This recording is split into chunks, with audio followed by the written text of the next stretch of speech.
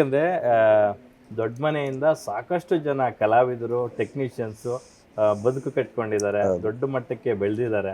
So ಅವರ banner ಅಲ್ಲಿ introduce ಆದಂತಹ ಎಲ್ಲರೂ ಕೂಡ ತುಂಬಾ ಹೈಟ್ಸ್ಗೆ ಹೋಗಿದ್ದಾರೆ. ಎಸ್, ಆ ನಿಟ್ಟಿನಲ್ಲಿ ನೀವು ಕೂಡ ಅಲ್ಲಿಂದನೇ ಲಾಂಚ್ ಆಗಿದ್ದು ನಿಮ್ಗೆ ಎಷ್ಟು ಖುಷಿ ಅನ್ಸುತ್ತೆ ಸರ್? ತುಂಬ ಖುಷಿ ಅನಿಸುತ್ತೆ. ಯಾಕೆಂದರೆ ಅದು ಒಂಥರ ಯೂನಿವರ್ಸಿಟಿ ಇದ್ದಂಗೆ ವಜ್ರೇಶ್ವರಿ ಕಂಬೈನ್ಸ್ ಅಂದರೆ. ಆಮೇಲೆ ನೀವು ಅಲ್ಲಿ ನಾವು ಕತೆ ನಿರ್ದೇಶನ ಮಾಡೋದು ಸೆಕೆಂಡ್ರಿ ಸರ್. ರಾಜ್ಕುಮಾರ್ ಅವರು ಮತ್ತು ವರ್ಧನ್ ಅವರು ಇಬ್ಬರು ಇದ್ದಾರಲ್ಲ ಸರ್, ಅವ್ರ ಕತೆ ಬಗ್ಗೆ ಅವರು ಚರ್ಚೆ ಮಾಡೋದಿದೆಯಲ್ಲ, ಅದು ಒಂದು ದೊಡ್ಡ ಅಗಾಧವಾದದ್ದು ಸರ್. ನಮಗೆ ಅವೆಲ್ಲ ಇನ್ಸ್ಪಿರೇಷನು. ಪ್ರಪಂಚದಲ್ಲಿ ನೀವು ವಜ್ರೇಶ್ವರಿ ಕಂಬೈನ್ಸಲ್ಲಿ ಸಿನಿಮಾ ಮಾಡಿದ್ರೆ ಯಾರು ಬೇಕಾದ್ರೂ ಕನ್ವಿನ್ಸ್ ಮಾಡ್ಬೋದು, ಯಾರ ಹತ್ರ ಬೇಕಾದ್ರೂ ಸಿನಿಮಾ ಮಾಡ್ಬೋದು. ಅಷ್ಟೊಂದು ಅನುಭವ ಬಂದ್ಬಿಡುತ್ತೆ. ಅಂದರೆ ಅಷ್ಟೊಂದು ಎಕ್ಸ್ಪೀರಿಯೆನ್ಸು, ಒಂದು 10 ಸಿನಿಮಾ ಎಕ್ಸ್ಪೀರಿಯೆನ್ಸ್ ಆ ಡಿಸ್ಕಷನ್ಲೇ ಬಂದ್ಬಿಡುತ್ತೆ. ರಾಜ್ಕುಮಾರ್ ಅವ್ರು ಆ್ಯಕ್ಟ್ ಮಾಡಿ ತೋರಿಸ್ತಾರೆ, ಈ ಸೀನ್ ಹಿಂಗಿದ್ರೆ ಚೆನ್ನಾಗಿರುತ್ತೆ, ವರ್ಧನ ಇದು ಹಿಂಗಿದ್ರೆ ಚೆನ್ನಾಗಿರುತ್ತೆ ಅಂತ ಹೇಳ್ತಾರೆ. ಅಲ್ಟಿಮೇಟ್ ಡೈರೆಕ್ಟರ್ಗೆ ಬಿಟ್ಬಿಡ್ತಾರೆ ಅವರು. ನಾವೇನು ಡಿಸ್ಕಷನ್ ಮಾಡಿದ್ದೀವಿ, ಏನು ಹೇಳಿದ್ದೀವಿ, ಅಲ್ಟಿಮೇಟ್ ನಮ್ಗೆ ಅನ್ಸಿದ್ದು ನಾವು ಹೇಳಿದ್ದೀವಿ.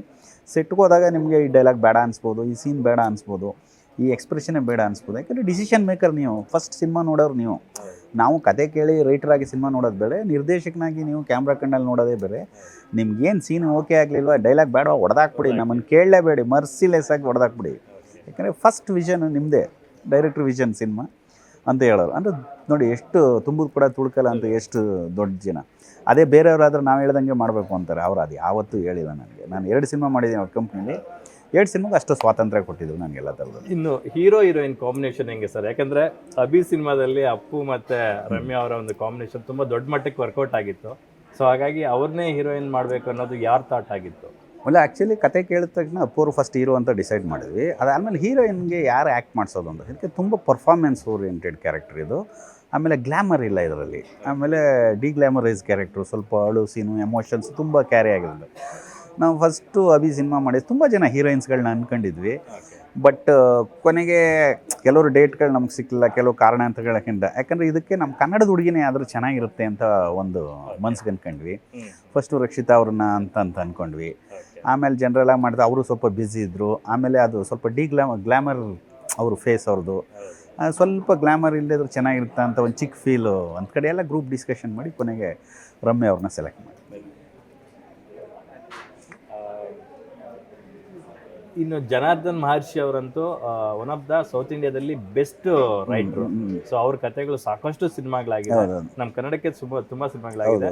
ಬಹುಶಃ ನಿಮ್ಮ ಮೂಲಕನೇ ಅದು ಶುರುವಾಗಿದ್ದು ಅನ್ಸುತ್ತೆ. ಎಸ್, ನಂದು ಆಕಾಶ್ ಮಾಡಿದ್ರು, ಮತ್ತೆ ಅರಸು ಮಾಡಿದ್ರು, ಮೆರವಣಿಗೆ ಮಾಡಿದ್ರು, ಆಮೇಲೆ ದರ್ಶನ್ ನನ್ನ ಡೈರೆಕ್ಷನ್ಲೇ 4 ಸಿನಿಮಾ ಮಾಡಿದ್ರು. ಆಮೇಲೆ ದರ್ಶನ್ ಅವ್ರದ್ದು ಅಭಯ್ ಮಾಡಿದ್ರು, ಶಿವಣ್ಣ ಅವ್ರದ್ದು ಪಾನ್ವಾಲ ಒಂದು ಸಿನಿಮಾ ಮಾಡಿದ್ರು. 5 ಸಿನಿಮಾ ನನ್ನ ಜೊತೆ ಮಾಡಿದ್ರು.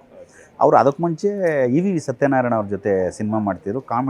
ತುಂಬ ಕಾಮಿಡಿ ಎಮೋಷನ್ ಚೆನ್ನಾಗಿ ಮಾಡ್ತಾರೆ. ರಾಜಮೌಳಿ ಅವ್ರದ್ದು ಈಗ ಸಿನಿಮಾಗೆ ಡೈಲಾಗ್ ಕೂಡ ಬರೆದಿದ್ರು ಅವರು. ಅದರಲ್ಲಿ ಡೈಲಾಗ್ ಕೂಡ ಬರೆದಿದ್ರು. ತುಂಬ ಒಳ್ಳೆ ಟೆಕ್ನಿಷಿಯನು.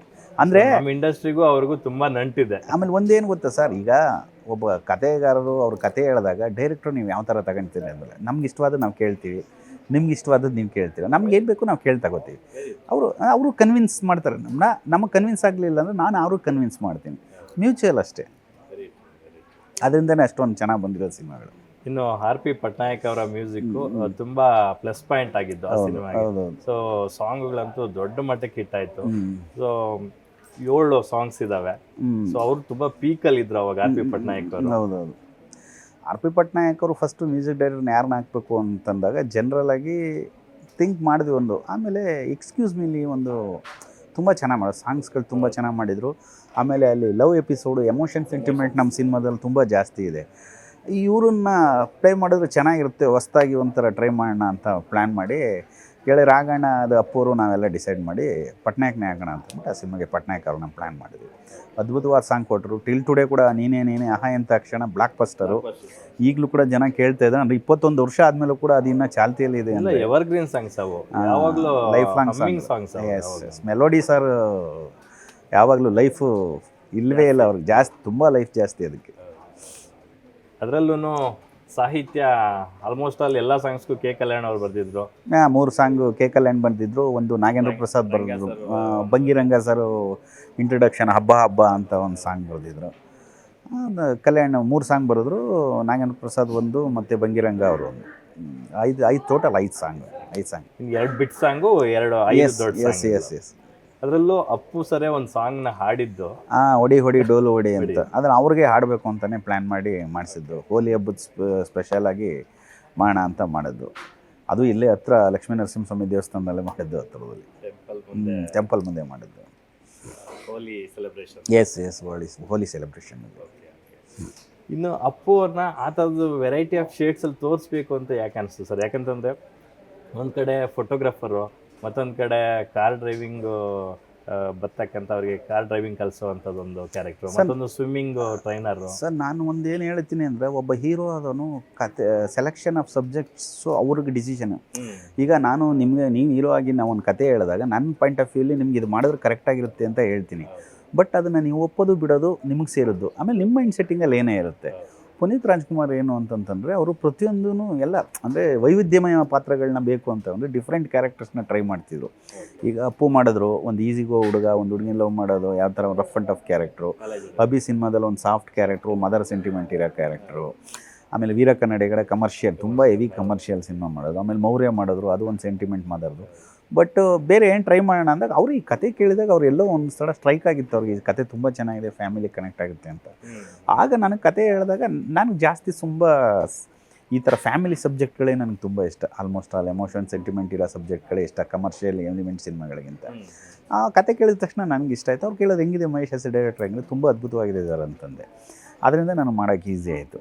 ಆಮೇಲೆ ಅಪ್ಪು ಅವರು ಹೊಸ್ದಾಗಿತ್ತು ಕತೆ ಟೋಟಲ್. ಆ ಅಪ್ಪು ಸಿನಿಮಾ ಬಂದಮೇಲೆ ಫ್ರೆಶ್ ಆಗಿತ್ತು. ಆಮೇಲೆ ನಮ್ಮ ಪಕ್ಕದ ಮನೆ ಹುಡುಗ, ನಮ್ಮನೆ ಹುಡುಗ ಅನ್ನೋ ಥರ ಜನ ಫೀಲ್ ಮಾಡಿದ್ರು. ಆಮೇಲೆ ಫ್ಯಾಮಿಲಿ ಆಡಿಯನ್ಸು ತುಂಬ ಜನ ನೋಡಿದ್ರು. ಅಂದರೆ ನನಗೆ ಕೆಲವ್ರು ಸಿಕ್ಕಿದಾಗ ಹೇಳ್ತಾರೆ, ನಿನ್ನ ಸಿನಿಮಾದಿಂದಲೇ ಫ್ಯಾಮಿಲಿ ಆಡಿಯನ್ಸ್ ಜಾಸ್ತಿ ಆದರು ಅವ್ರಿಗೆ, ಮಕ್ಕಳು ಜಾಸ್ತಿ ಆದರು ಅವ್ರಿಗೆ ಅಂತ ಹೇಳ್ತಾರೆ. ನಿಜವಾಗ್ಲೂ ಖುಷಿ ಕೊಡೋಂಥ ವಿಚಾರ. ಯಾಕಂದರೆ ಅಪ್ಪು ಅವರು ಆಲ್ರೆಡಿ ಕನ್ನಡದ ಮನೆಗಳನ್ನು ತಲುಪಿಬಿಟ್ಟಿದ್ರು ಬಾಲನಟನಾಗೆ. ಸೊ ಇದು ಅದರಲ್ಲೂ ಅವರು ಹೀರೋ ಆದಮೇಲೆ ಫ್ಯಾಮಿಲಿ ಆಡಿಯನ್ಸ್ನ ದೊಡ್ಡ ಮಟ್ಟಕ್ಕೆ ಥಿಯೇಟ್ರಿಗೆ ಕರ್ಕೊಂಬಂದಂತಹ ಸಿನಿಮಾ ನಿಮ್ಮದೇ ಮೊದಲು. ಸೊ ಆ ಥರದ ಒಂದು ಕ್ಯಾರೆಕ್ಟರ್ ಅದಾಗಿತ್ತು, ಆ ಥರದ ಒಂದು ಭಾವನಾತ್ಮಕ ಅಂಶಗಳು ಆ ಕಥೆಯಲ್ಲಿ ತುಂಬಾ ಗಟ್ಟಿಯಾಗಿ ಬೇರೆಯವರು. ಆಮೇಲೆ ಪಾತ್ರಗಳಿಗೆ ತಕ್ಕಂತೆ ಕಲಾವಿದರು ಕೂಡ ಇದ್ರು. ಅವಿನಾಶ್ ಆಗೋದು, ಕಿಶೋರ್ ಅವರಾಗಿರ್ಬೋದು, ಮತ್ತು ಆಶೀಶ್ ವಿದ್ಯಾರ್ಥಿ ಅವರು ಕ್ಲೈಮ್ಯಾಕ್ಸಲ್ಲಿ ಬರ್ತಾರೆ 1, 2, 3 ರೀಲ್ಸಲ್ಲಿ. ಮತ್ತು ಅಶಿತಾ ಅವರು ಹೀರೋಯಿನ್ ಮಾಡ್ತಿದ್ರು, ಸಿಸ್ಟರ್ ಕ್ಯಾರೆಕ್ಟರ್ ಕನ್ವಿನ್ಸ್ ಮಾಡಿಸ್ತೆ. ಅವರು ಫಸ್ಟ್ ಬೇಡ ಅಂದರು, ಕನ್ವಿನ್ಸ್ ಮಾಡಿಸ್ತೆ, ಪಾಪ ಒಪ್ಕೊಂಡು ಮಾಡಿದ್ರು ಅವರು. ಆಮೇಲೆ ರಮ್ಯ ಅವರು, ಆಮೇಲೆ ಪ್ರತಿಯೊಬ್ಬರು ಅಚ್ಚುಕಟ್ಟಾಗಿ ಅವ್ರ ಕೆಲಸನ ತುಂಬ ಚೆನ್ನಾಗಿ ಮಾಡಿದ್ರು. ಕ್ಯಾಮ್ರಾ ವರ್ಕು ಪ್ರಸಾದ್ ಬಾಬು ಸಾರು, ಎಡಿಟ್ರು ಮನೋಹರ್ ಸಾರು, ಮ್ಯೂಸಿಕ್ಕು ಪಟ್ನಾಯಕ್ ಸಾರು, ಡೈಲಾಗ್ ರೈಟ್ರು MS ರಮೇಶ್ ಸಾರು. ಟೋಟಲ್ ಎಲ್ಲ ಅಲ್ಲೇ ಕೂಡು ಬರಬೇಕು ಅಂತಾರಲ್ಲ ಸರ್, ಎಲ್ಲ ಕೂಡು ಬಂತು. ನನಗೆ ಎಲ್ಲರೂ ಸಪೋರ್ಟಿವ್ ಆಗಿ ನಾನು ಏನು ಅಂದ್ಕೊಂಡಿದ್ದ ಮೈಂಡಲ್ಲಿ ಆ ರಿಸಲ್ಟ್ನ ಅವರು ನನಗೆ ಕೊಟ್ಟರು. ಅದಕ್ಕೆ ಆ ಸಿನಿಮಾ ಅಷ್ಟು ದೊಡ್ಡ ಸಕ್ಸಸ್.